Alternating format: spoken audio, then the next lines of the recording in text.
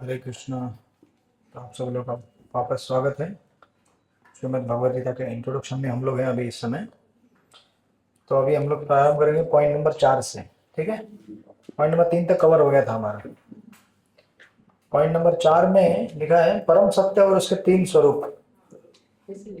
तो बेसिकली अब तक जो हमने भगवद गीता में अभ्यास किया है इंट्रोडक्शन में, प्रभुपाद जी लिखते हैं, अतएव भगवद गीता में हम पाएंगे कि परम पूर्ण में परम नियंता, ठीक है, परम नियंता यानी कि ईश्वर, नियंत्रित जीव, दृश्य जगत, शाश्वत काल तथा कर्म सन्निहित है। बराबर है, जो 5 तत्व हमने अभ्यास किए थे, और इन सबकी व्याख्या इसके मूल पाठ में की गई है। ये सब मिलकर परम पूर्ण का निर्माण करते हैं और यही परम पूर्ण सत्य कहलाता है। इन 5 तत्वों को मिलके बनता है परम सत्य। जो कहते हैं ना परम ब्रह्म क्या है, परम सत्य क्या है, तो ये 5 तत्व मिलके यही परम पूर्ण तथा परम सत्य पूर्ण पुरुषोत्तम भगवान श्री कृष्ण है। सारी अभिव्यक्तियां उनकी विभिन्न शक्तियों के फलस्वरूप ही परम पूर्ण है। इस तरह से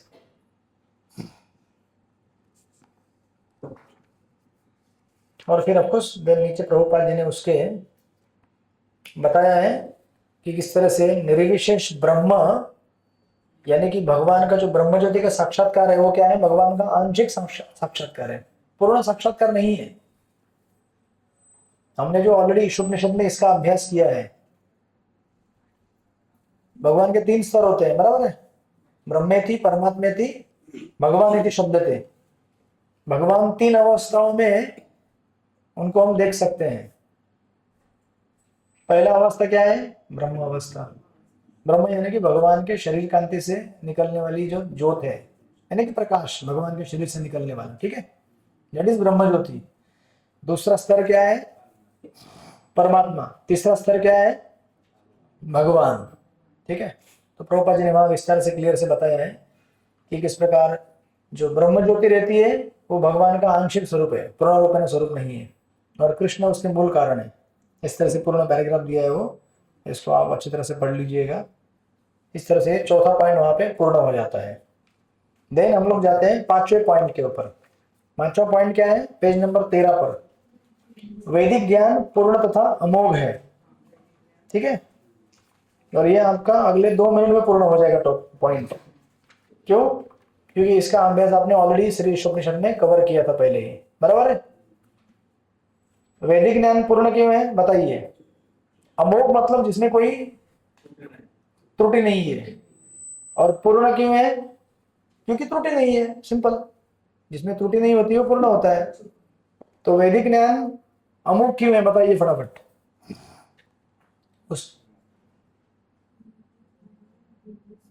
उस पैराग्राफ को आगे आप पढ़ते जाइए क्या दिया है उसमें, सेकंड पैराग्राफ में क्या दिया है देखिए जरा। सेकंड पैराग्राफ में आपको 4 प्रकार की चीजें मिलेंगी, मिला कि नहीं, क्या है उसमें लिखा हुआ।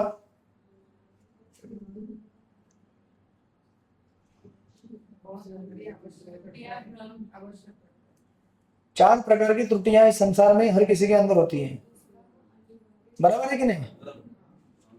इम्परफेक्ट सेंसेस, अपूर्ण इंद्रिया, उसकी वजह से भ्रमपूर्ण जीवन, उसकी वजह से मिस्टेक करना, गलतियां करना, और उसकी वजह से चीटिंग करना। अरे भूल गए क्या ईशोपनिषद का, 4 चीजें बताई थी ना, ये 4 चीजें बताइए। बराबर। इन 4 चीजों की वजह से हम कोई भी परिपूर्ण ज्ञान नहीं दे सकते, बराबर है। सब लोग जीवित हैं, ब्रेक पूर्ण हो गया। हरे कृष्णा कृष्णा कृष्णा हरे हरे, हरे राम राम राम हरे हरे। ऑनलाइन सबको आवाज आ रही है। यस प्रभु, क्लियर है। यस प्रभु, यस। तो इस तरह से यहाँ पे ये जो पूर्ण 5वां पॉइंट जो है ना पूर्ण, इसमें प्रभुपाद जी एक ही चीज बताने की कोशिश कर रहे हैं कि इंसान को अगर कुछ भी जानना है तो वैदिक ग्रंथों का आधार लेना पड़ेगा। बिना वैदिक शास्त्रों के वो कुछ भी समझ नहीं सकता। वो कौन है, कहाँ से आया है, क्या है, संसार क्या है, माया क्या है, भगवान कौन है, कुछ भी नहीं समझ सकता वो। और खुद की कल्पना भी नहीं कर सकता ईश्वर की, क्योंकि वो कल्पना क्या कर पाएगा, क्या समझ पाएगा, क्योंकि उसके अंदर क्या है, त्रुटियां हैं। लेकिन ईश्वर के अंदर त्रुटियां नहीं है। इसलिए ईश्वर जो ज्ञान देते हैं वो ज्ञान परिपूर्ण होता है, अमोघ होता है। इसलिए भगवान के नाम क्या है, अमोघ। अमोघ लीला प्रभु का नाम सुना होगा, जिनकी लीलाएं अमोघ होती है, मतलब भगवान की। अमोघ मतलब इसमें कोई त्रुटियां नहीं है, दैट इज अमोघ। इस तरह से तो ये पॉइंट भी यहाँ पे पूरा हो गया है, 5वां पॉइंट। आप उसको पढ़िएगा, क्योंकि वो सेम पॉइंट है जो हमने ईशोपनिषद में ऑलरेडी डिस्कस किया है, कई बार अध्ययन किया है। और बीच बीच में प्रभुपाद ने ईशोपनिषद के कुछ कुछ पॉइंट भी लिखे गए हैं वहां पे। क्लियर? उसके बाद आइए छठे पॉइंट के ऊपर, जो आप बोल रहे थे यहां तक हो गया करके। ठीक है, सनातन धर्म क्या है। चलो ये इंपॉर्टेंट पॉइंट है, इसको कवर करते हैं। ओके, लेकिन ये भी समझने के लिए सिंपल है। तो प्रभुपाद एकदम बिगिनिंग में लिखते हैं, यह गंतव्य सनातन आकाश या नित्य चिन्मय आकाश कहलाता है। इस संसार में हम पाते हैं कि प्रत्येक पदार्थ क्षणिक है। यह उत्पन्न होता है, कुछ काल तक रहता है, कुछ गौण वस्तु उत्पन्न करता है, क्षीण होता है और अंत में लुप्त हो जाता है। भौतिक संसार का यही नियम है। चाहे हम इस शरीर का दृष्टांत ले या फल का या किसी अन्य वस्तु का, किंतु इस क्षणिक संसार से परे एक अन्य संसार है जिसके विषय में हमें जानकारी है। उस संसार में अन्य प्रकृति है जो सनातन है। जीव को भी सनातन बताया गया है और 11वें अध्याय में भगवान को भी सनातन बताया गया है। हमारा भगवान के साथ घनिष्ठ संबंध है, और चूंकि हम सभी गुणात्मक रूप से एक है, सनातन धाम, सनातन भगवान तथा सनातन जीव। अतः गीता का सारा अभिप्राय हमारे सनातन धर्म को जागृत करना है, जो कि जीव की शाश्वत वृत्ति है। राइट? तो इस तरह से हर जगह पे सनातन सनातन सनातन कहा गया है। और गीता के 15वें अध्याय में कृष्ण भी कहते हैं, ममैवांश जीव लोके जीव भूता सनातना मम मन षष्ठानि इंद्रियाणि प्रकृतिस्थानि कर्षति। ये सारे जीव कौन है, मेरे सनातन अंश है। बराबर है? वो श्लोक पुस्तक में नहीं लिखा गया है, मैं बता रहा हूं आपको। अभी भी सब लोग को सुस्ती आ रही है। वीणा माता जी स्ट्रेट है, यहां से नींद आ रही है। सब लोग जागृत हैं। ये 0.6 कौन सा पैराग्राफ से पढ़ोगे? ये पेज नंबर 15 पे पहले पैराग्राफ पे पहुंची। हाँ ठीक है। तो अभी मेरा ये प्रश्न है आप लोगों के लिए कि सनातन चीज है क्या, और सनातन धर्म क्या है। ठीक है, तो श्रीपद रामानुचार्य के आगे जाके यहाँ पे एक दृष्टांत दिया गया है। पेज नंबर 15 में लास्ट का पैराग्राफ। सनातन धर्म किसी सांप्रदायिक धर्म पद्धति का सूचक नहीं है, यह तो नित्य परमेश्वर के साथ नित्य जीव के नित्य कर्म का सूचक है। तो हिंदू होना सनातन है क्या? मुस्लिम होना सनातन है क्या? क्रिश्चियन होना सनातन है क्या? बौद्ध होना सनातन है क्या? नहीं। तो हिंदू आपको सनातन ही होता है, लेकिन सनातन का अर्थ क्या है? सनातन का अर्थ है ऐसा कोई चीज जो काल क्रम में कभी नष्ट नहीं होता है और जिसको कभी निर्माण में नहीं किया नहीं जा सकता, वो पहले से है, अस्तित्व में रहता है, उसे कहते हैं सनातन। जिसका ना कोई आदि है ना अंत है, जो कभी बनाए नहीं गया, वो पहले से ही है। आप बोलेंगे पहले से मतलब कभी तो क्रिएट नहीं, वो पहले से ही है, उसको नाप नहीं सकते आप। सनातन, राइट? तो श्रीपद रामानुचार्य, अब पेज नंबर 16 में जाइए। श्रीपद रामानुचार्य ने सनातन शब्द की व्याख्या इस प्रकार की है, वह जिसका ना आदि है और ना अंत है। अतएव जब हम सनातन धर्म के विषय में बात करते हैं तो हमें श्रीपद रामानुचार्य के प्रमाण के आधार पर यह मान लेना चाहिए कि उसका ना आदि है ना अंत।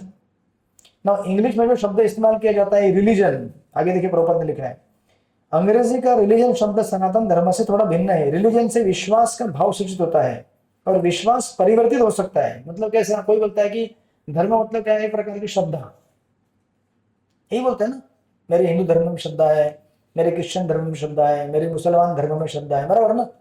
लेकिन श्रद्धा तो बदल सकती है, बदल सकती है कि नहीं?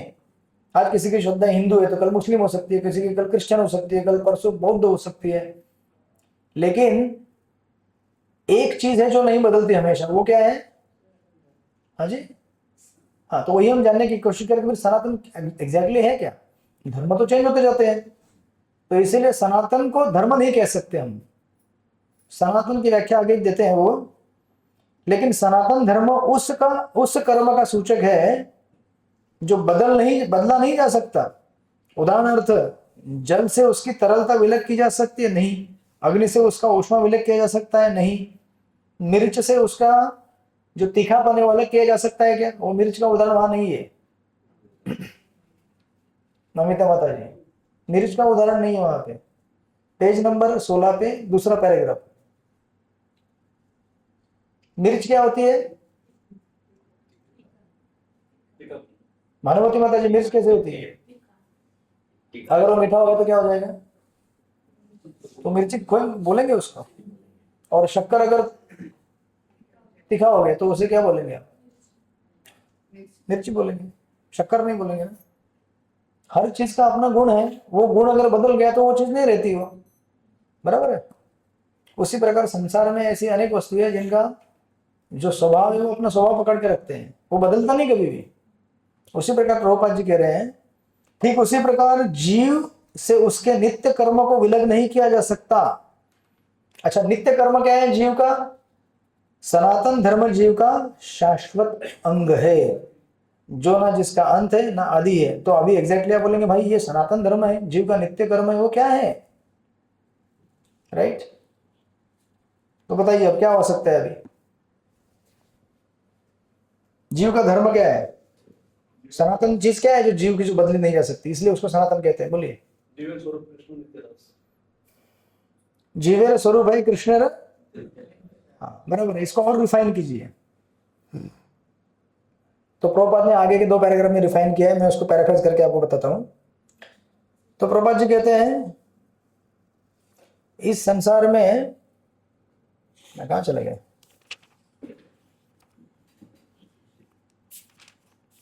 हाँ, अगर आप जाएंगे पेज नंबर 17, वहां पे एक पैराग्राफ में प्रभुपाद ने लिखा है, एक जीव दूसरे, देखिए प्रभुपाद लिखते हैं, यदि हम चैतन्य महाप्रभु के इस कथन का,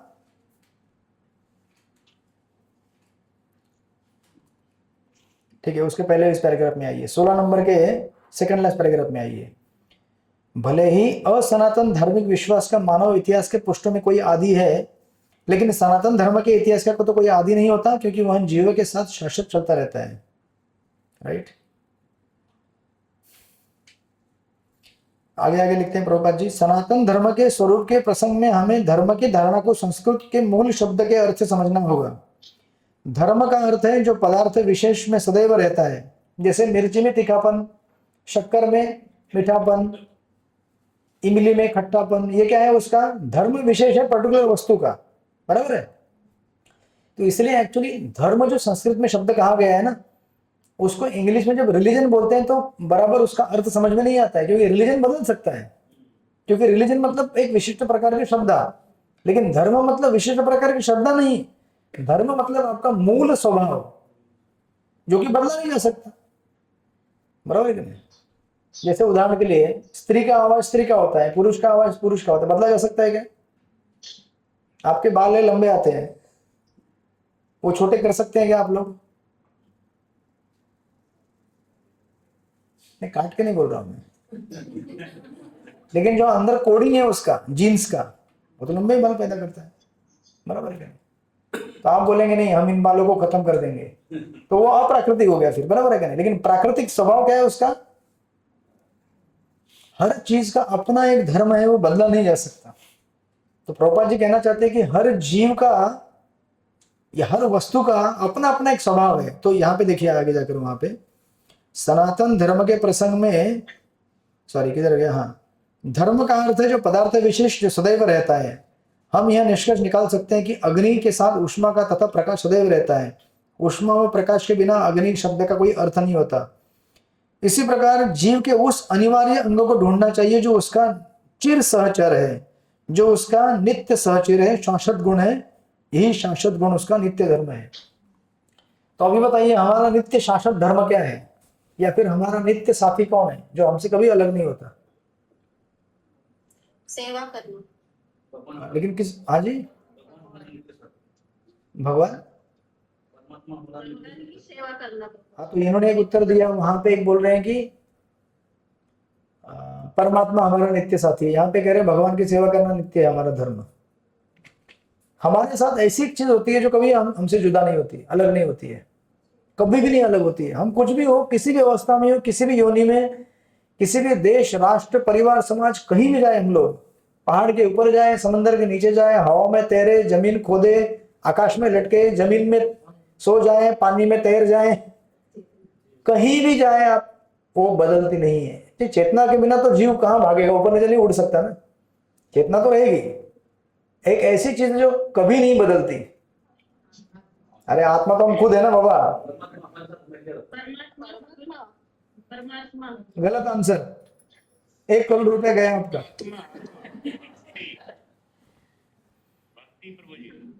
हम भगवान के नित्य दास।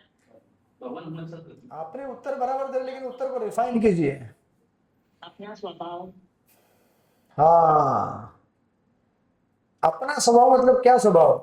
क्या मेरा स्वभाव है गुस्सा करना, मेरा स्वभाव है हंसते रहना, मेरा स्वभाव है गाने गाते रहना, मेरा स्वभाव है चुगली करते रहना, बदलता ही नहीं है। ये वाला चीज बोल रहे हैं कि आप लोग किस प्रकार का स्वभाव है? हाँ जी, सेवा करना ना प्रभु जी।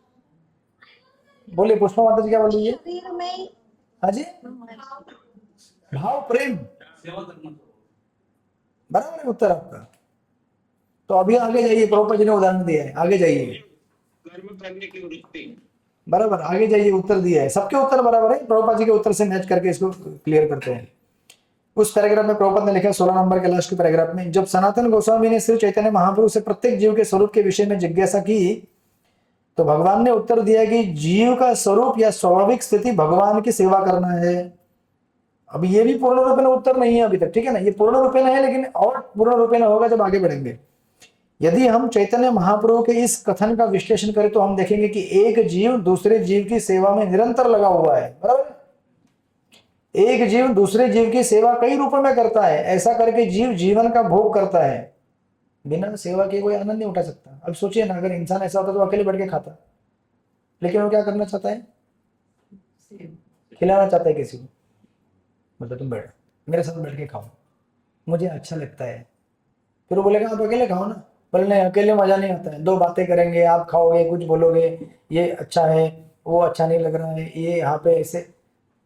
और दूसरा, अगर ऐसा भी होता तो संसार के फिर लोग अकेले रहते ना, फिर लोग इतना परिवार क्यों बनाते हैं? अकेले क्यों नहीं रहते?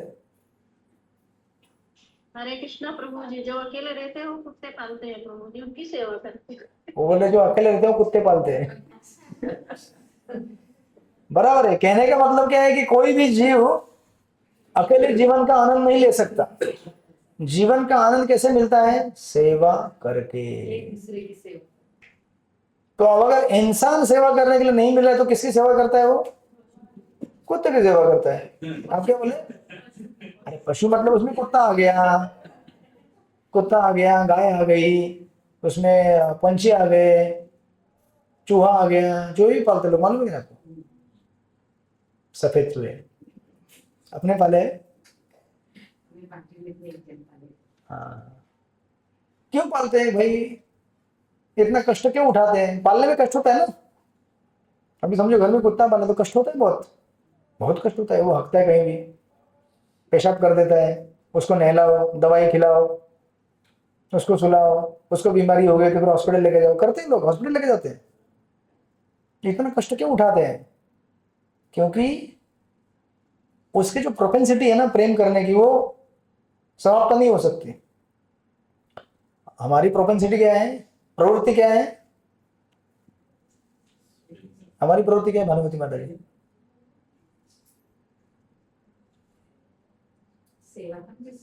प्रेम लेना और प्रेम देना। बिना प्रेम दिए और बिना प्रेम लिए कोई जी नहीं सकता संसार में। जूम क्यों एंड हो गया? मीटिंग वापस सिग्नल डाउन हो गया क्या? देखिए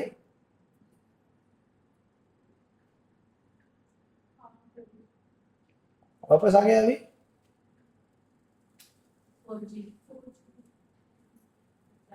उसको वापस से वो एरोप्लेन मोड ऑन ऑफ कीजिए, तो फिर 5G पकड़ लेगा। पकड़ लिया 5G।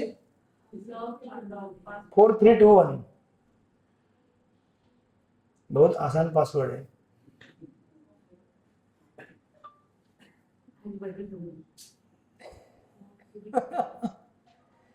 नहीं वही यूनिवर्सल है कई सालों से। हो गया आ गया। बाप रे। नहीं उसको वापस वो जो एरोप्लेन मोड है ना उसको ऑन करके फिर ऑफ कर देंगे तो ऊपर 5G पकड़ लेता है। नहीं हो रहा है।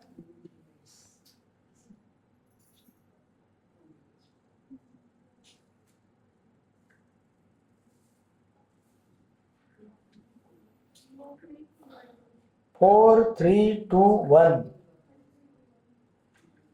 खुला अभी नहीं। ऐसा कैसे नहीं खुलेगा?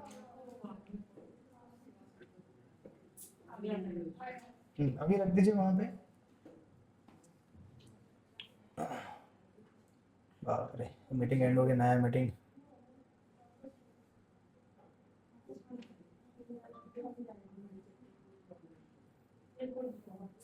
फिर 4G हो गया। आप उधर रखिए ना, वहां सामने वहां वो बटन वहां पे आ रहा था ना बराबर। हाँ 5G लगा के रखिए।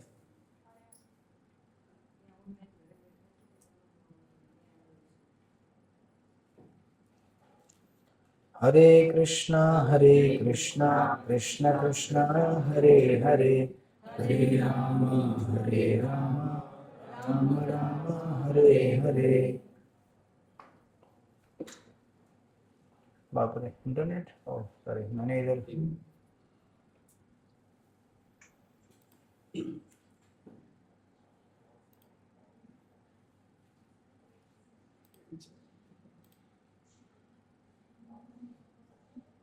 अब तो मेरा फोन डिटेक्ट ही नहीं। ओ हॉटस्पॉट ऑन नहीं किया होगा आपने। हॉटस्पॉट ऑन कीजिए।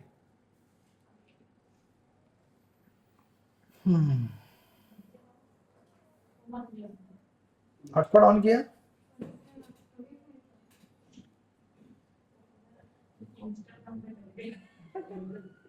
इंस्टाग्राम खुल गया। हाँ रख दीजिए।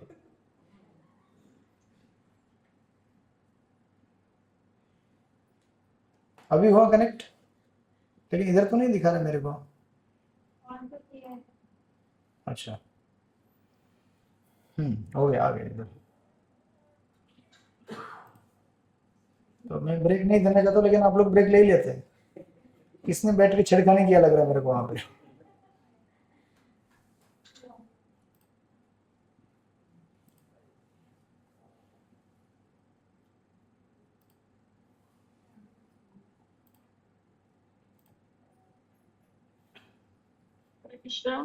लता माता जी। हरे कृष्णा कृष्ण कृष्ण हरे हरे, हरे राम राम राम हरे हरे। चलो अगली बार क्लास के पहले डेटा पैक लगा लेता हूँ। ये सब 4G 5G करते करते तो अपना क्लास ही पूरा हो जाएगा। नहीं अभी है टाइम और 45 मिनट है। सबको आवाज आ रही है अभी ऑनलाइन भगत लोग? हरे कृष्णा। ओके तो मैं क्या कह रहा था? रोजी रिकॉर्डिंग। कुत्ते बिल्ली।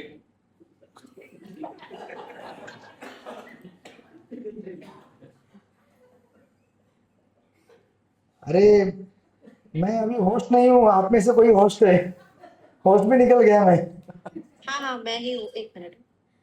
मैंने रिक्वेस्ट भेजा है, आप खाली एक्सेप्ट कीजिए। Recording in progress. देखो मालिक भी बन गए हो। हरे कृष्णा। ये है जीवन का कष्ट, कितना भी टालने की कोशिश करो खत्म नहीं होता है। तो हाँ कुत्ते बिल्ली बराबर। तो हमारा स्वभाव क्या है? प्रेम देना और प्रेम लेना। लेकिन प्रेम कैसे दिया जाता है? ऐसे नहीं, मैं आपको देखते रहूं, आप मुझे देखते रहे, वैसे बोलते हैं ना वो लोग, ऐसा करता है मैं देखते रहूं आप, पर आप मुझे देखते रहे, बस ऐसे ही देखते रहे, ऐसा नहीं होता है ना। वो देखते रहने का सिलसिला 3-4 दिन में खत्म हो जाता है। बोलते काम करो, कुछ जाओ, कुछ लेके आओ, घर में भूख लगा है। तो बेसिकली सेवा करने से क्या होता है? प्रेम प्रकट किया जाता है। प्रेम प्रकट करने के लिए उसका प्रमुख लक्षण है आप सेवा करेंगे, और सेवा करेंगे तो सेवा करते करते प्रेम हो जाएगा। दोनों एक दूसरे के ऊपर निर्भर होते हैं। तो इसलिए प्रभुपाद जी वहां पे कह रहे हैं, एक जीव दूसरे जीव की सेवा कई रूपों में करता है। ऐसा करके जीव जीवन का भोग करता है। निम्न पशु मनुष्य की सेवा करते हैं, और जैसे सेवक अपने स्वामी की सेवा करते हैं, एक व्यक्ति अ अपने स्वामी ब की सेवा करता है, ब अपने स्वामी स की सेवा करता है, स अपने स्वामी द की सेवा करता है। इस प्रकार हम देखते हैं कि एक मित्र दूसरे मित्र की सेवा करता है, माता पुत्र की सेवा करती है, पत्नी पति की सेवा करती है, और पति पत्नी की सेवा करता है। यदि हम इस भावना से खोज करते चलें तो पाएंगे कि समाज में ऐसा एक भी अपवाद नहीं है जिसमें कोई जीव सेवा में न लगा हो। अब बताइए मुझे, आप संसार में कोई ऐसा व्यक्ति है जो सेवा नहीं कर रहे हैं, जो खाली बैठ के आराम कर रहे हैं? कोई है क्या? कोई भी नहीं मिलेगा, एक भी जीव नहीं मिलेगा। हर कोई सेवा करने में लगा हुआ है। लेकिन इसमें प्रॉब्लम क्या होता है? ये जितनी भी प्रकार की सेवाएं संसार में हम लोग कर रहे हैं, उन सेवाओं से हमें संतुष्टि नहीं मिल रही है। इसलिए अभी प्रश्न ये है कि ये जाने कि किसकी सेवा करने से हमारा मन प्रसन्न होगा। सेवा तो करना है, हमारा स्वभाव है, वो हम रोक नहीं सकते। अल्टीमेटली अगर कोई नहीं रहेगा तो हम कुत्ते बिल्ली पाल लेते हैं सेवा करने के लिए, राइट? मतलब सेवा करने का जो धर्म है, स्वभाव है, वो कभी बदल नहीं सकता हमारा, वो बना ही रहेगा हमेशा। लेकिन प्रश्न है कि अभी किसकी सेवा करें जिससे हमारा हृदय शुद्ध हो। तो प्रभुपाद जी वहां पे कहते हैं, यदि हम इसी भावना की खोज करते चले जाएंगे तो समाज में एक भी अपवाद नहीं है जिसमें कोई जीव सेवा में न लगा हो। एक राजनेता जनता के समक्ष अपनी घोषणा पत्र प्रस्तुत करता है ताकि उनको उसकी सेवा करने की क्षमता के विषय में विश्वास दिला सके। फलतः मतदाता उसे यह सोचते हुए अपना बहुमूल्य मत देते कि वह समाज की महत्वपूर्ण सेवा करेगा। दुकानदार अपने ग्राहक की सेवा करता है, और कारीगर शिल्पी पूंजीपति की सेवा करते हैं। पूंजीपति अपने परिवार की सेवा करता है, और परिवार शाश्वत जीव की शाश्वत सेवा क्षमता से राज्य की सेवा करता है। इस प्रकार हम देख सकते हैं कि कोई भी जीव अन्य जीव की सेवा करने से मुक्त नहीं है। अतएव हम यह निष्कर्ष निकाल सकते हैं कि सेवा जीव का चिर सहचरी है। मतलब हमारा जो साथ रहने वाला नित्य साथी है, कौन है वो? तो उत्तर दिया था आप लोगों ने, हमारी सेवा करने की जो भावना है, हमारा सेवा करने का जो स्वभाव है, वो हमारा कौन है? नित्य संगी, नित्य परिकर, नित्य मित्र। वो कभी हमें छोड़ के नहीं जाता। तो आपने उत्तर दिया था परमात्मा, बराबर है, परमात्मा हमारे साथ में है, वो भी हमें कभी छोड़ के जाते नहीं। तो उसके साथ साथ जीव का जो स्वभाव है सेवा करने का, वो हमसे कभी जुदा नहीं हो सकता। किसी भी योनि में जाइए, कहीं भी जाइए, कुछ भी कीजिए, आप सेवा करने बिना सेवा किए जिंदा नहीं रह सकते। है कोई उदाहरण? और फिर हम लोग बोलते हैं कि मुझे आराम करना है। ज्यादा देर आराम नहीं कर पाओगे आप। अगर समझो किसी व्यक्ति को बोला जाता है कि तुम आराम करो, खाली समझो आपको बोला जाए आराम करो, बहुत सेवा किया आपने, आराम करो, सो जाओ, कितने दिन तक आराम करेंगे आप?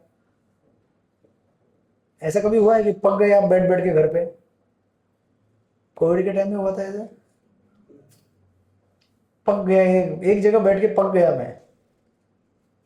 और सेवा भी कैसा होता है, उसको वैरायटी चाहिए सेवा में भी।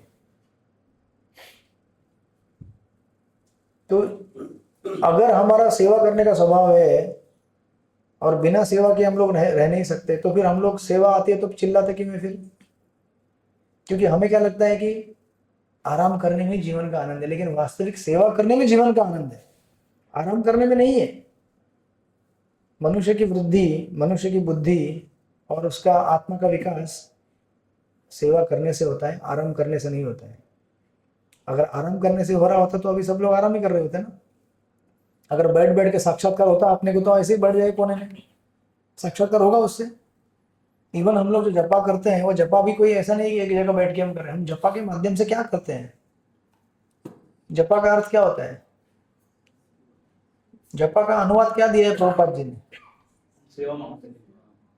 हम बोलते हैं ना, हे कृष्ण हे राधा रानी, हमें अपनी सेवा में हमें आपकी सेवा में लगा दो। जपा का अर्थ मालूम है कि नहीं? बिना अर्थ मालूम किए अगर जपा करना चाहोगे तो बाद में डिजास्टर होगा लाइफ में, क्योंकि फिर सेवा आएगी भर भर के। मतलब रोज 2 घंटा बैठ के क्या बोलते हैं? सेवा दो सेवा दो सेवा दो, ये बोलते हैं ना। और जब सेवा आएगी तो क्या बोलते हैं? मत दो मत दो मत दो। क्यों सेवा आया, क्यों सेवा आया? अरे 2 घंटा बैठ के मांगा तो रोज सुबह मांगते हो, 2 घंटा बैठ के मांगते हो। इसीलिए हम जो कर रहे हैं उसका अर्थ हमें मालूम होना चाहिए, नहीं तो फिर क्या होगा? नहीं तो आप जपा में क्या मांगेंगे?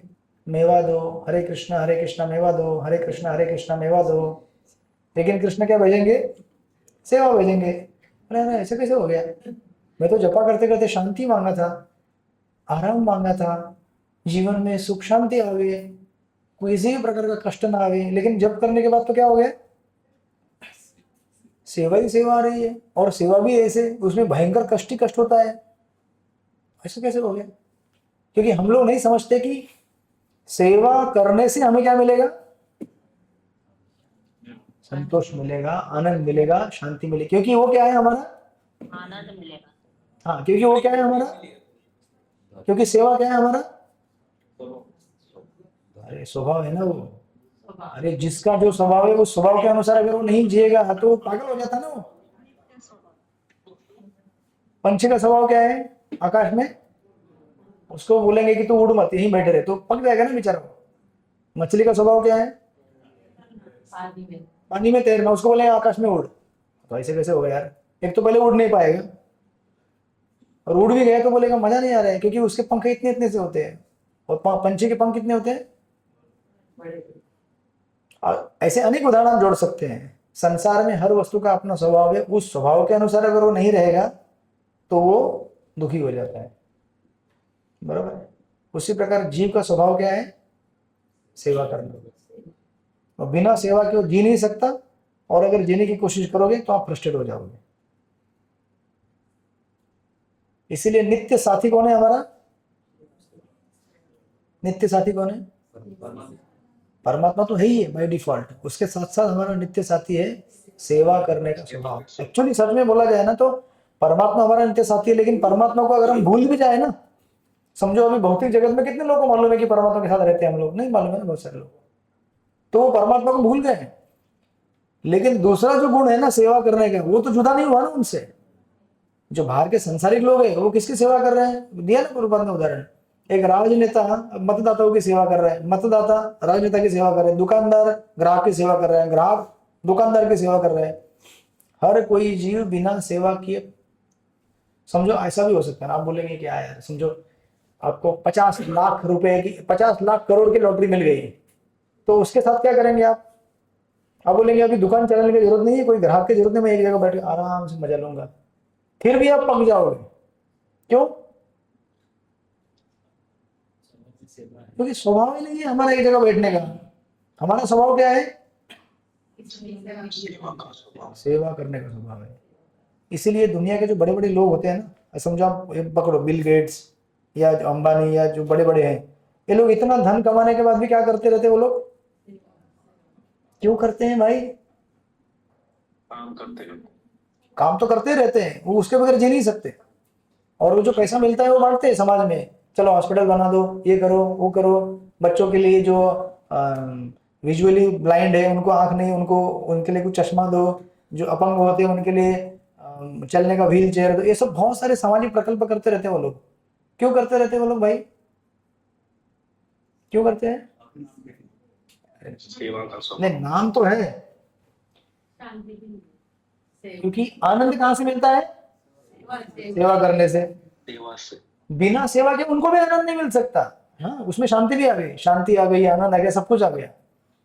यानी कि कहने का अर्थ क्या है? कोई भी जीव संसार में बिना सेवा के सुख शांति आनंद प्राप्त, क्योंकि उसका मूल स्वभाव है सेवा करते रहना। इसीलिए जो सेवा से भागता है वो सबसे दुखी हो जाता है। और जो सेवा को एम्ब्रेस कर लेता है वो सुखी हो जाता है। आप बोलेंगे ऐसा तो नहीं हो रहा है, हम लोग सेवा को ले लेकिन बहुत कष्ट होता है हमको भाई। अरे लेकिन और कोई ऑप्शन नहीं है हमारे पास। सेवा करते समय कष्ट होगा, लेकिन उसी कष्ट से क्या होगा, हमें आनंद मिलेगा। तो आप किचन में भोजन बनाते हैं घर पे, आप लोग बनाते हैं, ये बनाते हैं, दोनों पीछे कुक है, ठीक है। तो समझो माता घर में भोजन बनाती है, अभी गर्मी कितना होता है कि नहीं होता है। बच्चे बैठे रहते हैं, मम्मी को प्रसाद बना के खिलाएगी, तो माँ को तकलीफ होता है ना गर्मी में, फिर भी माँ बनाती है ना। गर्मी में बहुत गर्मी होती है लेकिन गैस के पास खड़े रहते हैं ना। अब जब माँ देखती है वो सब बनाने के बाद भोग लगाते, बच्चे खाते हैं और भगवान भी ग्रहण कर लेते हैं, तो माँ बोलती है सुकून मिल रहा है। क्या होता है, तृप्त हो जाती है। मुझे लगा मुक्त हो जाती है तृप्त हो जाती है। यही आनंद है, बच्चा खा रहा है। अभी भी मैं जब भी घर जाता हूँ ना तो माँ बनाती है मेरे लिए, इतने बड़े बड़े वो इसके आते हैं, रागी की रोटियां आती है। इतने, मैं बोलता हूँ इतने बड़े क्यों बना रही है, अभी मेरा उम्र कम हो, मतलब बड़ा हो गया, अभी नहीं खा सकते, दोनों बनाते। और एक बार तो इतना भेज दिया था, मैं बोला इतना सारा कौन खाएगा, बोले नहीं तेरे लिए भेजा है। तो अभी उम्र नहीं है सब बनाने का, इतना भागदौड़ करने का। लेकिन क्या होता है, प्रेम कैसे प्रकट होगा, सेवा करके। तो आप लोग भी घर में, परिवार में जो नौकरी करते हैं, बिजनेस करते हैं, धंधा करते हैं, कष्ट होता है ना, लेकिन सुख कब मिलता है, जब देखते हैं कि मेरा बच्चा, मेरी पत्नी खुश है, सुख शांति से बैठे हैं, प्रसाद ले रहे हैं। उनको देख के इनको क्या मिलता है, एक विशिष्ट प्रकार का रस मिलता है। और वो रस क्या है, मेवा। हाँ मतलब मेवा हो गया, सेवा। लेकिन इसका प्रारंभ कहां से हुआ, सेवा करने से।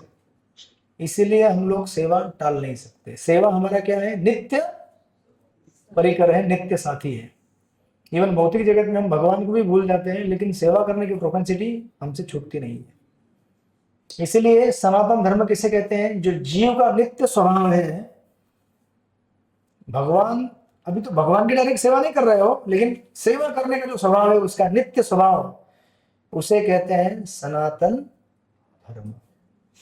अब इसी सनातन चीज को हमें क्या करना है, तो अभी आप देखेंगे, ठीक है। अभी आप एनालाइज कीजिए कि मैं तो सेवा कर रहा हूं, सेवा किए बगैर आनंद तो मिलता नहीं है, ठीक है।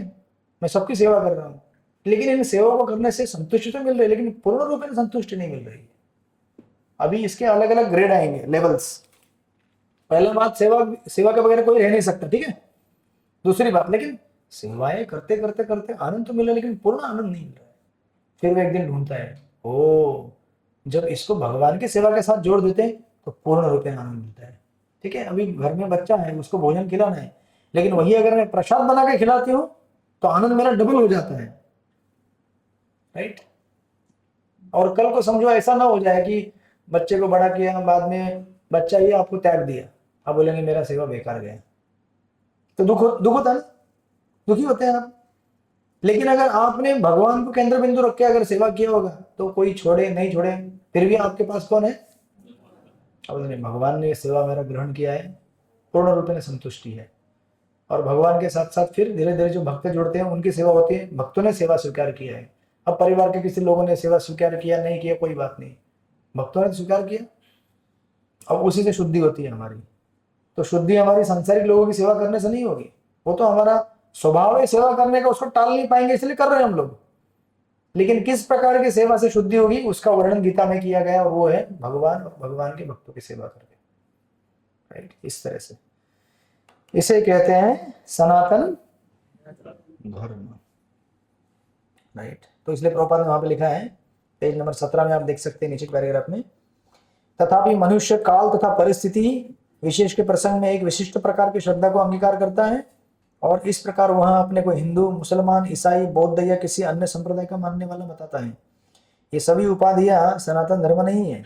एक हिंदू अपनी श्रद्धा बदलकर मुसलमान बन सकता है, एक मुसलमान हिंदू बन सकता है, या कोई ईसाई श्रद्धा बदल सकता है। किंतु इन सभी परिस्थितियों में धार्मिक श्रद्धा में परिवर्तन होने से अन्यों की सेवा करने का शाश्वत धर्म प्रभावित नहीं होता है। समझे नहीं? आप मुसलमान बनो या क्रिश्चियन बनो, हिंदू बनो, कुछ भी बनो, हमारा जो स्वभाव है सेवा करने का वो कभी बदलेगा नहीं, और उसको कहते हैं सनातन धर्म। राइट, इस तरह से। फिर आगे प्रभुपाद लिखते हैं, वस्तुतः भगवान के साथ हमारा संबंध सेवा का संबंध है। परमेश्वर परम भोक्ता है और हम सारे जीव उनके सेवक हैं। तो ऐसा नहीं होता है कि मैं लुई बाजार में गई, मैंने गोपी ड्रेस खरीद लिया और मैं गोपी बन गई, हरे कृष्ण, और मैं नाच रही हूं, मैं गोपी बन गई। तो अधिकांश लोग क्या सोचते हैं, मैं वृंदावन में गया, ओहो मैंने क्या आनंद लिया। तो ऐसा आनंद क्या है? पूर्ण रूपेण आनंद नहीं है ये। पूर्ण रूपेण आनंद क्या है? गोपी ड्रेस पहनो और भगवान की सेवा करो। अरे ड्रेस पहनने से तो कोई गोपी नहीं बनता है ना। इसलिए प्रभुपाद जी क्या कह रहे हैं वहां पे, वास्तव में हमारा संबंध भगवान के साथ क्या है? सेवा का संबंध है। हमारा संबंध ऐसा भी नहीं है भगवान मेरे प्रेमी और मैं उनकी प्रेमिका, मैं और भगवान और कोई नहीं। या फिर कोई सोचता है कि मैं तो भगवान का अनंत काल के लिए क्या करूंगा, देखते रहूंगा ऐसे में। तो वो भी भक्ति है, देखते रहना। लेकिन भगवान बोलेंगे बेटा मुझे भूख लग रही है, क्या करोगे? तो क्या करेंगे आप? इसलिए गोलोक वृंदावन में कोई ध्यान योगी या अष्टांग योगी नहीं जा सकते। जो ध्यानी व्यक्ति रहते वो लोग गोलोक वृंदावन में नहीं जा सकते, जो खाली बैठ के ध्यान कर रहे हैं। तो अगर समझो आप गोलोक में चले गए, आप बोले मैं तो ध्यान योगी हूँ, भगवान बोलेंगे मेरे को भूख लगी है, तो आप क्या बोलेंगे? कहना मैं तो ध्यान करो तुम्हारे ऊपर, तो काम कैसे काम बनेगा हमारा? भगवान क्या बोलेंगे? थोड़ा माखन मिश्र तो खिलाओ। अब माखन कहाँ से आता है? दही से आता है। दही कहाँ से आता है? दूध किधर से आता है? और गाय को पालने का काम आसान है क्या? अब गाय को चारा खिलाओ, उसकी देखभाल करो, फिर गाय दूध देगी, फिर दूध को उबालो, दही बनाओ, छाछ बनाओ, मक्खन निकालो, फिर कान्हा के हाथ में मक्खन लगे तो कान्हा बोलेंगे वाह बेटा बहुत बढ़िया। तो ये क्या होती है? सेवा होती है। इसलिए गोलोक वृंदावन है भगवान का धाम किसी ध्यान योगी के लिए नहीं है, किसी अष्टांग योगी के लिए नहीं, वो किसके लिए है? केवल भक्तों के लिए है। वहां कोई नहीं जा सकता दूसरा, केवल भक्त जा सकते हैं, क्योंकि भक्त क्या करना चाहते हैं? सेवा करना चाहते हैं। तो ऐसे गोलोक वृंदावन में कल्प वृक्ष भी है। तो यशोदा माई ऐसा नहीं बोलती है अरे कान्हा को थोड़ा समोसा खाने का है, एक कल्प वृक्ष से एक समोसा दे रहे भाई जल्दी। सुने कभी ऐसा? यशोदा मैया ने कल्प वृक्ष से मांगा है, वो क्या करती है? खुद बनाती है। बनाती कि नहीं? तो खुद बनाने में कष्ट तो होता होगा ना, लेकिन यही तो प्रेम है और यही पूर्ण व्याख्या है हमारे सनातन धर्म की। तो इसलिए प्रभुपाद कहते हैं हम सब उनके भोग यानी कि सुख के लिए उत्पन्न किए गए हैं, और यदि हम भगवान के साथ उस नित्य भोग में भाग लेते हैं तो हम सुखी बनते हैं। जिस प्रकार ये हाथ जो है, ये हाथ जीव है और पेट भगवान है। हाथ को अगर सुखी होना होगा तो क्या करना पड़ेगा? भोजन उठा के पेट में डालना पड़ेगा, यानी कि भगवान को खिलाना पड़ेगा। और जब भगवान ग्रहण करेंगे और जब उसका प्रसाद हमें देंगे तब हम संतुष्ट हो सकते हैं। नहीं तो क्या होगा? पेट भरेगा लेकिन हृदय खाली रहेगा। हम किसी अन्य प्रकार से सुखी नहीं हो सकते। स्वतंत्र रूप से सुखी हो पाना संभव नहीं है। जिस प्रकार शरीर का कोई भाग उधर से सहयोग किए बिना सुखी नहीं रह सकता, परमेश्वर की दिव्य प्रेममय सेवा किए बगैर जीव सुखी नहीं हो सकता। इस तरह से एंड देन प्रभुपाद ने फिर आगे कहा है कि इस प्रकार संसार में जीव जो होते हैं अनेक अनेक इच्छाओं के अधीन रहते हैं, वो देवताओं से कुछ ना कुछ चीजें मांगते हैं। फिर प्रभुपाद वहां पे कहते हैं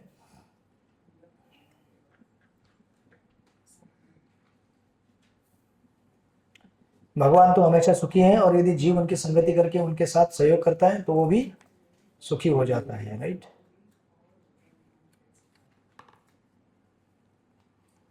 और लास्ट के पैराग्राफ में प्रभुपाद ने लिखा है फिर वहां पे 18 नंबर के सेकंड लास्ट पैराग्राफ में, भगवान इस मर्त्य लोक में सुख से पूर्ण अपनी वृंदावन लीलाएं प्रदर्शित करने के लिए अवतरित होते हैं। अपने गोप मित्रों के साथ, अपनी गोपिका सखियों के साथ, वृंदावन के अन्य निवासियों के साथ तथा गायों के साथ उनकी लीलाएं सुख से ओतप्रोत थी। वृंदावन की सारी जनता कृष्ण के अतिरिक्त अन्य किसी को नहीं जानती थी। परंतु भगवान कृष्ण ने अपने पिता नंद महाराज को भी इंद्रदेव की पूजा करने से निरुत्साहित किया, क्योंकि वे इस तथ्य को प्रतिष्ठित करना चाहते थे कि लोगों को किसी भी देवता की पूजा करने की आवश्यकता नहीं है, उन्हें एकमात्र परमेश्वर की पूजा करनी चाहिए, क्योंकि उनका चरम लक्ष्य उनके यानी कि भगवान के धाम को वापस जाना है। इस तरह से आपका ये पॉइंट नंबर 6 पूर्ण हो गया। किसी का कोई प्रश्न जिज्ञासा तो बोलिए।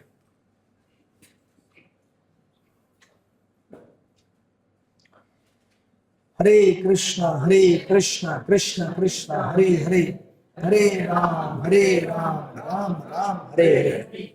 कृष्ण प्रभू जी दंडवत प्रणाम. हाँ, बोला मतलब प्रभू जी ते 5वा पॉइंट आहे ना की वैज्ञान अमुक किंवा पूर्ण आहे ते तो पॅरेग्राफ नाही समजला प्रभू जी. अच्छा, लेकिन पॉइंट तो लिख के निकाला है ना आपने? नहीं, पॉइंट तो लिख के निकाला ना, लेकिन हरे कृष्णा प्राची दीवान माता जी, पॉइंट तो लिख के निकाला है ना? हो, पण मला तो म्हणजे कुठल्या पेज वरती आहे अच्छा. पॅरेग्राफ तेवढा समजला. मराठीमध्ये की हिंदीमध्ये? माझ्याकडे मराठी पुस्तक आहे, मी त्यामुळे शोधाशोध फार होते मला. ठीक है, बाद में मैं फोटो भेज देता हूँ मराठी बुक में से निकाल के, ठीक है? ठीक आहे प्रभू जी, थँक्यू सो मच. हरे कृष्ण. ओके, बोलिए किसी का कोई प्रश्न, कोई जिज्ञासा, कोई टीका टिप्पणी सनातन धर्म के बारे में? उपदेशामृत फाइनल एग्जाम उपदेश अमृत फाइनल एग्जाम 5 जुलाई को बोला ना? 5 तारीख संडे आता है ना? हाँ, जो मुंबई में रहते हैं वो राधा गोपीनाथ मंदिर में आइए, जो मुंबई में नहीं रहते हैं वो लोगों को मैं एक एक करके ऐसा इधर टेलीस्कोप लगा के देखूंगा, जूम पे क्या देख रहे हैं, कहाँ से लिख रहे हैं। प्रभु जी आएंगे मंदिर में। हाँ, मंदिर में आइए उस दिन, और मंदिर में बैठ के शांति से पेपर लिखिए 3 घंटा एकदम आनंद में। वही 2 से 5। जो नहीं आ सकते प्रभु जी, ऐसा कैसे हो सकता है? मुंबई में रह के नहीं आ सकते मतलब उनका एग्जाम कैंसिल? मुंबई से बाहर, हाँ जी, मुंबई के बाहर. हाँ, उनका जूम में लिया जाएगा ठीक है, धन्यवाद. और पूर्ण वीडियो खोल के रखना पड़ेगा उस दिन, डाटा पैक बना के रखिए पूरा आपका अनलिमिटेड वाला। धन्यवाद प्रभु जी. हरे कृष्ण. धन्यवाद. क्या बोल रहे हैं?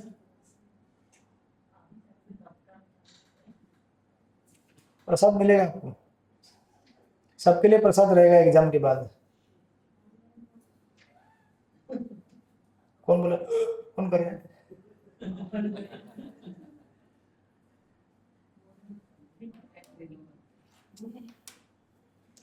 ऑनलाइन वाले डिवोटीज कोई प्रश्न है आपका?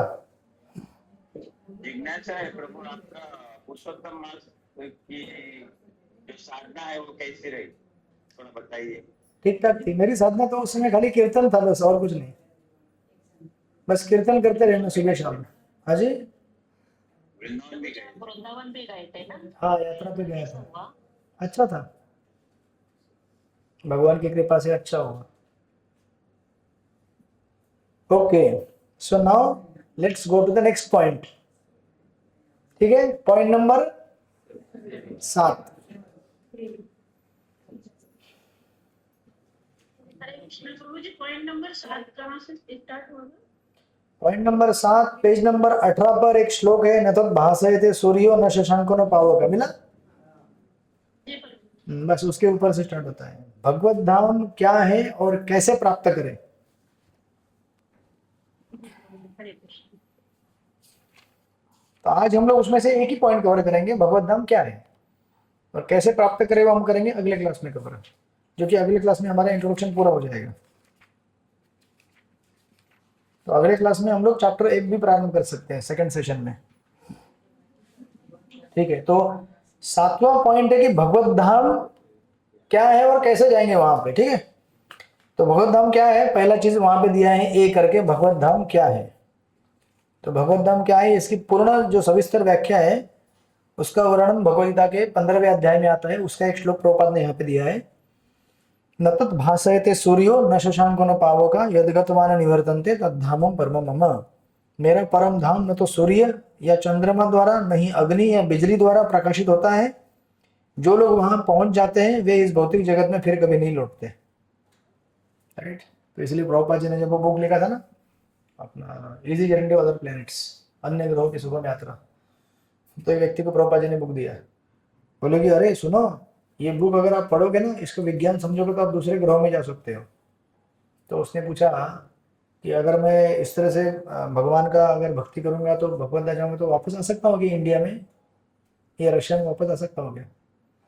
तो प्रभुपाद बोले वापस नहीं आ सकते, एक बार गए तो ये वापस आने के लिए नहीं होता है।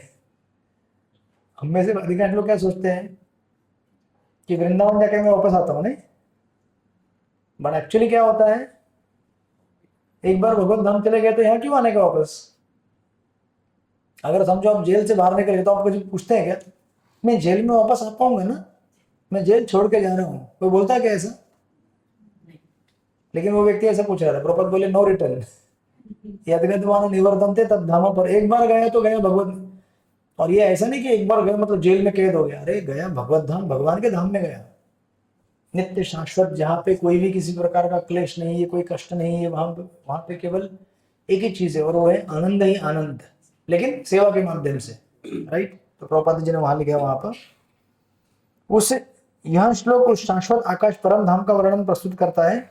निसंदेह हमें आकाश की भौतिक कल्पना है और हम इसे सूर्य चंद्र तारे इत्यादि के संबंध में सोचते हैं, किंतु भगवान का धाम ऐसा है जहाँ पे ना चंद्रमा का प्रकाश जरूरी है ना सूर्य का प्रकाश जरूरी है, वो स्वयं प्रकाशित धाम है, राइट। और भगवान ऐसे नित्य गोलोक धाम में नित्य निवास करते हैं। और प्रभुपाद जी लिखते हैं फिर भी इस संसार से उन तक पहुंचा जा सकता है और ऐसा करने के लिए वे सच्चिदानंद विग्रह रूप को व्यक्त करते हैं जो उनका असली रूप है, इस तरह से। तो बेसिकली ये पूर्ण जो तात्पर्य है 2 पेज में लिखा हुआ, सारांश में इतना ही है कि भगवान का धाम जो है वो नित्य है, शाश्वत है, जो कभी नष्ट नहीं होता, और इस जगत में जो चीजें हैं वो नष्ट होती हैं, नित्य नहीं है, अशाश्वत है। बेसिकली यहाँ का एग्जैक्टली रिवर्स वहां पे है, अपोजिट। हमारा जो जगत है यहाँ पे, इस जगत में क्या है, असत अचित निरानंद। असत मतलब क्या, जो सत नहीं है, निरानंद मतलब क्या, जहाँ पे आनंद नहीं है, और अचेत मतलब क्या है, चेतनमय जगत नहीं है ये, जबकि इसका एग्जैक्टली अपोजिट क्या है, आध्यात्मिक जगत है, सनातन है, चिन्मय है और आनंदमय है, राइट, इस तरह से। तो ऐसे भगवान के धाम में जहाँ पे जन्म नहीं है, मृत्यु नहीं है, जरा नहीं है, व्याधि नहीं है, कौन नहीं जाना चाहेगा ऐसे जगत में? जाना चाहते हैं आप लोग? नहीं जाना चाहते? हाँ, उधर आत्मा का जन्म, आत्मा सनातन, सनातन काल के लिए जीते हैं लोग वहाँ पे। क्लास में सुना था कि उधर क्लास का नेचर तो वही है, तो ऐसा रहता है। ये सोच रहा है कि मैं अपनी पत्नी को लेके जाऊंगा। हाँ तो है ना, गृहस्थ परिवार है ना, उधर सन्यासी ब्रह्मचारी सब ऐसा कुछ नहीं है, सब ये बोल रहे हैं कि हमारा नंबर पहले लगेगा।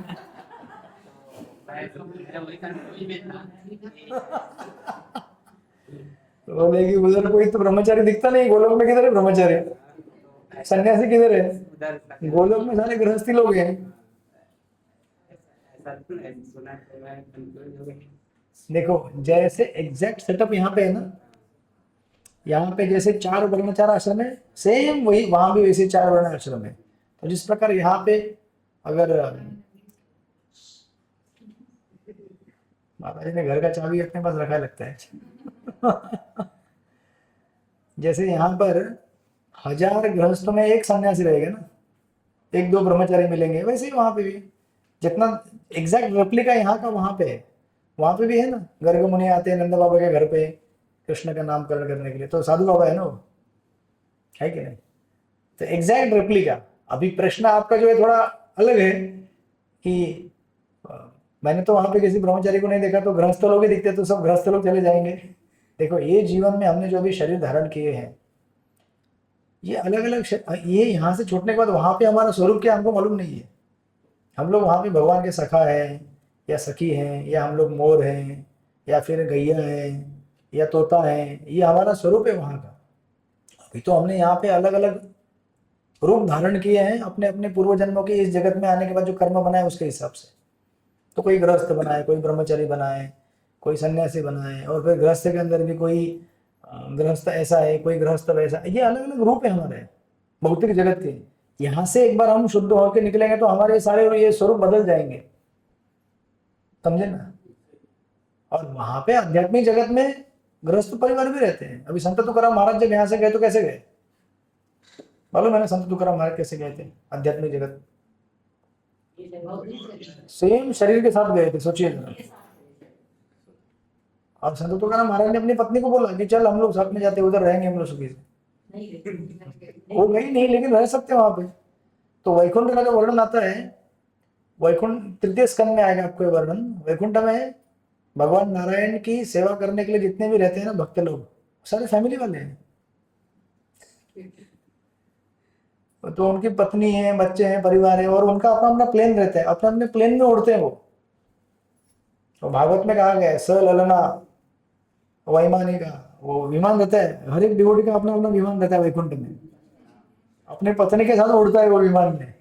तृतीय स्थान पता हाँ, लेकिन विमान में पति पत्नी बैठते तो क्या करते हैं? पिक्चर के गाने नहीं गाते, हरे कृष्णा कृष्णा कृष्णा हरे हरे, हरे राम राम राम हरे हरे। वो क्या करते पति पत्नी? कीर्तन करते हुए विमान में उड़ते हैं और फिर भगवान का गुणगान करते रहते हैं। तो भगवान का गुणगान करना चाहो तो आपको सब फैसिलिटी मिलेगा। पत्नी के साथ रहोगे, उसी विमान में उड़ोगे। लेकिन पॉइंट ऑफ डिस्कशन क्या है कि हम लोग इस संसार से आसक्त रहते हैं। तो हम क्या सोचते हैं, मेरी पत्नी भी साथ में जाएगी ना, मेरे प्रभु जी भी साथ में जाएंगे ना, हम दोनों मिलकर सेवा करेंगे। अरे जरूरी है क्या? दोनों ही जाना जरूरी है क्या? तो हमारी आसक्ति होती है, इसलिए हम ऐसा सोचते हैं कि मेरे बच्चे भी साथ में आएंगे ना गोलोक में मेरे साथ। ये हमारी आसक्ति की वजह से। लेकिन बच्चे क्यों साथ में चाहिए आपको? नहीं मेरा बच्चा है इसलिए। तो क्या पड़ोसी वाला बच्चा नहीं है क्या? और दूसरे डिवोटी का बच्चा नहीं है क्या? वो उसका बच्चा नहीं आना चाहिए, मेरा बच्चा आना चाहिए। क्यों? मेरा बच्चा है। तो फिर ये क्या हो गया? भौतिक आसक्ति हो गई। अगर हम पूर्ण रूप में शुद्ध होते तो हम बोलते हैं कि अरे पूरा गांव का गांव वो लोग जाना चाहिए। तो भगवान राम लेके गए थे ना साकेत, संपूर्ण अयोध्या को लेके गए थे पूर्ण मुक्त करके।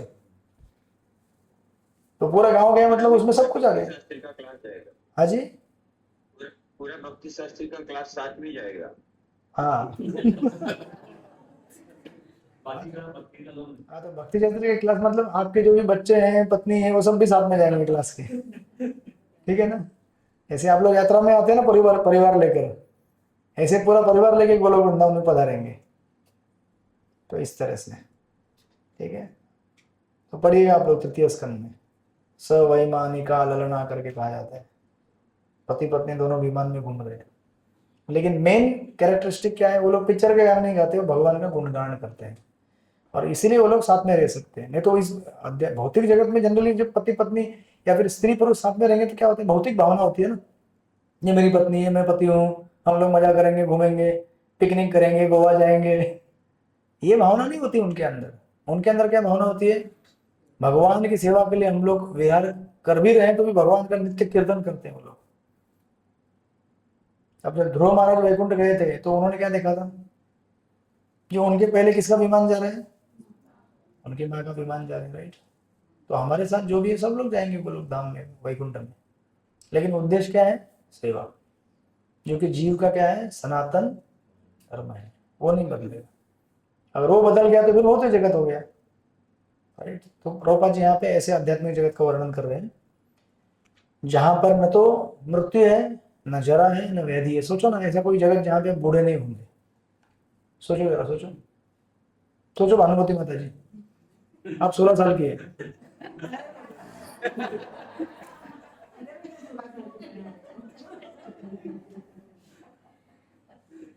बूढ़े नहीं होंगे हम लोग वहां पे। 16 साल के ऊपर उम्र बढ़ती नहीं है। कृष्ण की उम्र 16 है, राधा रानी की 14 है, उसके ऊपर बढ़ते नहीं है। किशोर किशोरी, सोचो जरा। इधर टेंशन क्या है?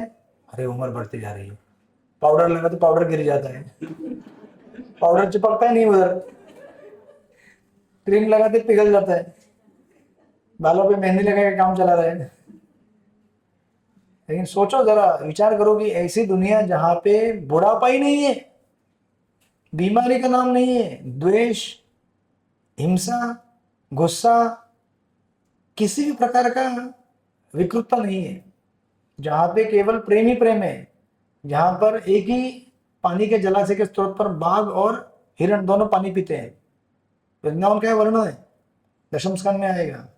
वो एक ऐसा स्थान है जहाँ पे मत्सरता ईर्ष्या बिल्कुल भी नहीं है, जहाँ पे एक ही घाट पे शेर भी पानी पीता है और हिरण भी, और दोनों एक दूसरे को प्रेम से हरि बोल करते हैं। हरि बोल, पानी पी लो जल्दी से, प्रसाद। ये नहीं सोचते मेरा शिकार आ गया, भाग दो शिकार, और हिरण डर से भागता नहीं। ये है आध्यात्मिक जगत। सोचो ऐसे दुनिया में क्यों नहीं जाना चाहेंगे हम लोग, लेकिन ऐसे दुनिया के बारे में हमें जाने के लिए पहले क्वालिफाई करना पड़ेगा अपने को। क्वालिफिकेशन क्या है? सेवा करने का भाव। सेवा करने का भाव जब तक विकसित नहीं करते तब तक हम लोग वहां नहीं जा सकते, और बिना सेवा किए हम लोग जी नहीं सकते। लेकिन अभी प्रॉब्लम क्या है? हम लोग सेवा किसकी कर रहे हैं? ऐसे लोगों की सेवा कर रहे हैं। प्रहलाद महाराज कहते हैं कि मैं जिसकी सेवा कर रहा हूं उनकी सेवा करने से ना तो वो खुश है ना मैं खुश हूं। आप बोलेंगे फिर क्या करें, घर के लोग सेवा नहीं करें हम लोग? क्या बोल रहे हैं आप ऐसा? तो मैं ये नहीं बोल रहा हूँ, सेवा कीजिए, उनको धीरे धीरे भक्त बनाइए, है ना, तो उनको प्रसाद खिलाइए, डिवोटी बनाइए। जब वो भक्त बनेंगे तो आपका जीवन शुद्ध होगा, उनका जीवन शुद्ध होगा। इस तरह से हमारे इस जगत में आकर कुछ ना कुछ जो करने की चेष्टा है उसको परिपूर्णता प्राप्त होगी, अदरवाइज परिपूर्णता नहीं मिल सकती। केवल संसार में आगे भोग करके रहना ये हमारे बंधन का कारण बनेगा, राइट। भोग तो सबको करना है, बिना भोग के जीव जी नहीं सकता। भोग करना मतलब सेवा करना, सेवा करना मतलब प्रेम देना, प्रेम लेना। सिंपल डेफिनेशन है वो। भोग का अर्थ नहीं होता कि हमेशा मैथुन जीवन, ये अर्थ नहीं है भोग का। भोग का अर्थ है प्रेम देना, प्रेम लेना, राइट। तो सिंपल प्रेम देना मतलब क्या? मैंने आपके लिए कुछ काम किया, आपने मेरे लिए कुछ किया, तो आप बोलेंगे कितना अच्छा है, मेरे लिए सेवा किया। आप बोलेंगे मेरे लिए सेवा किया, राइट। इससे संबंध बढ़ता है, प्रेम बढ़ता है। तो इसीलिए भगवान के साथ भी और भगवान के भक्तों के साथ ये चीज हम नहीं करेंगे तब तक हमारा संबंध प्रस्थापित नहीं हो सकता। हम लोग ज्ञानी नहीं है कि हमने गीता के 800 श्लोक पढ़ गए, 700 श्लोक पढ़ दिए, अभी मुझे गीता आती है, लेकिन सेवा है तो मैं भाग जाती हूँ वहां से। सेवा नहीं कर सकते। मैं 5 घंटे लेक्चर दूंगा, मैं बहुत कीर्तन भी करूंगा, लेकिन सेवा नहीं कर सकता। वैसे कीर्तन करना, लेक्चर देना ये भी सेवा है, लेकिन यही एक सेवा नहीं होती है ना। सेवा अनेक अनेक प्रकार की होती है। अगर हम सोचेंगे कि नहीं मेरा काम है खाली जप करना, यही मेरा सेवा है, तो फिर आपने जप को ठीक से समझा नहीं है। जप करके हम क्या मांगते हैं भगवान से? और सेवा भी कैसे सेवा? ऐसे नहीं कि मेरे को सेवा की जरूरत है इसलिए, नहीं। सेवा मतलब इसलिए यही मेरा जीवन है, और मैं सेवा करूंगा या करूंगी भक्तों के साथ प्रेम से रहने के लिए, प्रेम से कोऑपरेट करके। ये सेवा का सही से अर्थ होता है। नहीं तो सेवा भी क्या है? देखती हूँ तो जरूर, आ जा पापड़, सेकंड सर पापड़ मांगने आ जा, तेरे को बताती हूँ। पिछली बार मुझे पापड़ नहीं दिया था ना तूने, रुक। तो अभी ऐसी सेवा करके क्या फायदा होगा हमें? मतलब सेवा के लिए तो बैठा है काउंटर पे, वो आएगा बेचारा, पुलाव मिलेगा क्या 1 चम्मच और पुलाव मिलेगा। पिछली बार मुझे तूने क्या, ये सर्विंग करने वाला है, बोला मेरा सेवा चालू हो गया उधर। इस तरह से तो ये है आध्यात्मिक जगत। यहाँ पे जाने के लिए हमें सबको अपनी चेतना बनानी होगी। तो अगले क्लास में हम देखेंगे कि वो चेतना कैसे बनती है, जो 8-9 मुद्दे दिए गए। बोलिए माता जी।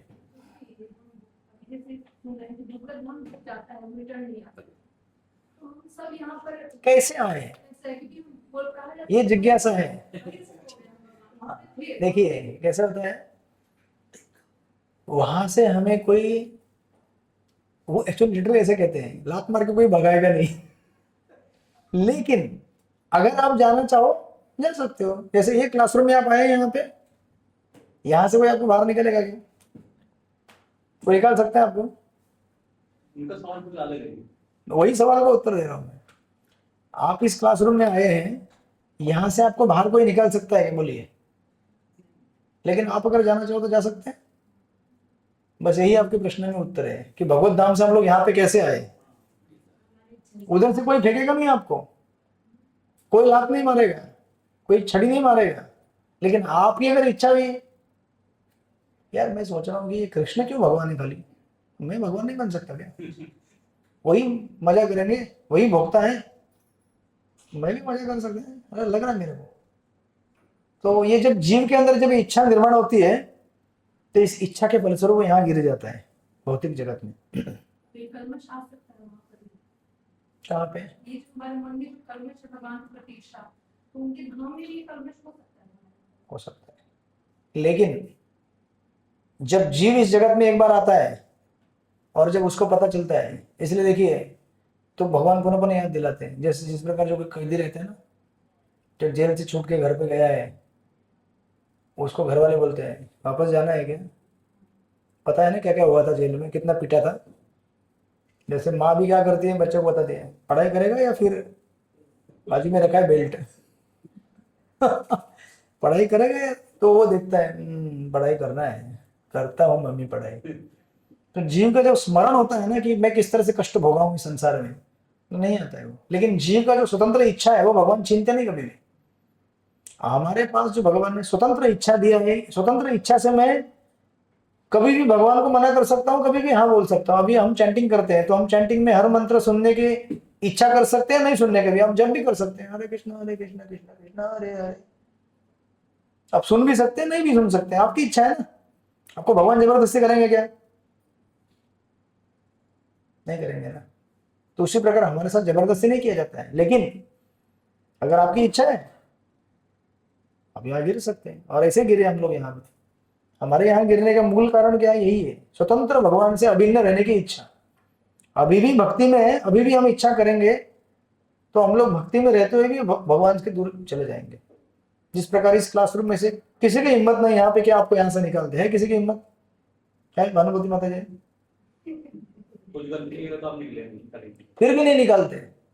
और गलती उन्होंने किया है, जो भी किया होगा, मोबाइल बजाया या कुछ कोने में जाके सो गए, तो मैं तो नहीं बोलता हूँ ना कभी किसी को कि जाओ यहाँ से करके। आप बहुत अच्छे,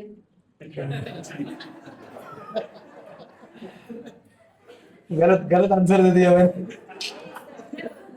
आप बहुत समझदार है, कभी गलतियां भी होती है तो आप संभाल लेते वो हैं। कह रहे हैं कि ऐसे नहीं है, हम मोबाइल बजाते रहेंगे, आप हमें क्लास से मत निकालिए।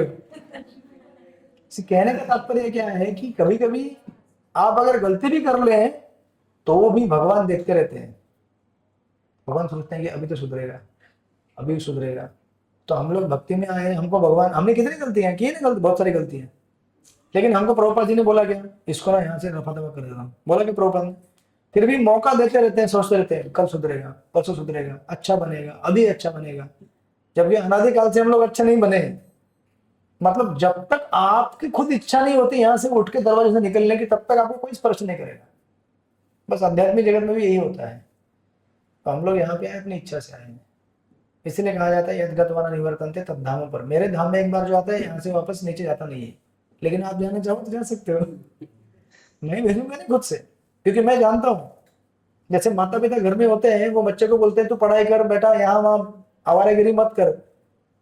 और माता पिता समझाते रहते, समझा रहते हैं बच्चा, लेकिन बहुत जिद करते हैं, बहुत जिद करते हैं। तो क्या करते हैं अंत में माता पिता, जा मर, गुस्सा होकर बोलते हैं ना, मर जा तू कहीं जाके।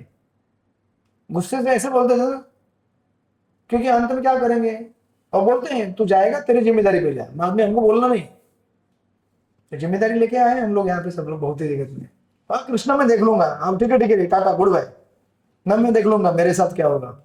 अच्छा यहाँ पे आके पिट गए तो मालूम पड़ गया है बहुत बड़ा पंगा ले लिया है माया से, इतना पिटाई हो रहा है कि किस किस बात से सोच के हम यहाँ पे आए थे, हमको समझ में नहीं आ रहा है। राइट, इस तरह से। तो कोई बात नहीं, हम लोग आए यहाँ पे, वापस हम जाएंगे यहाँ से। और इसी जाने की ये प्रक्रिया जो है वही भक्ति की प्रक्रिया है। और अगले क्लास में हम उसी को कवर करेंगे कि यहाँ से वापसी कैसे करना है हमको। जो 8-9 पॉइंट दिए हैं, 6-7 पॉइंट, वो वापसी के हैं। आ तो गए, गिर तो गए, अभी वापस कैसे रिटर्न जाना है। ठीक है, हरे कृष्ण। श्रील प्रभुपाद की जय, श्रीमद् भगवद गीता की जय। तो अगले क्लास में, अगले संडे को हम इसको पूर्ण करेंगे और फिर अध्याय नंबर 1 को प्रारंभ करेंगे। वांछा कल्पतरुभ्यश्च कृपा सिन्धुभ्यो च पतितानां पावनेभ्यो वैष्णवेभ्यो नमो नमः। अनंत कोटि वैष्णव वृंद की, श्रील प्रभुपाद की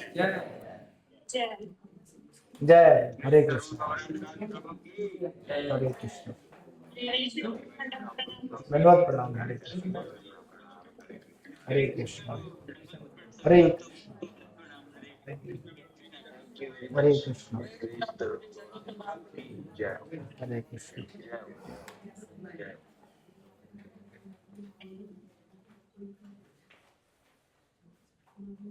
Recording stopped.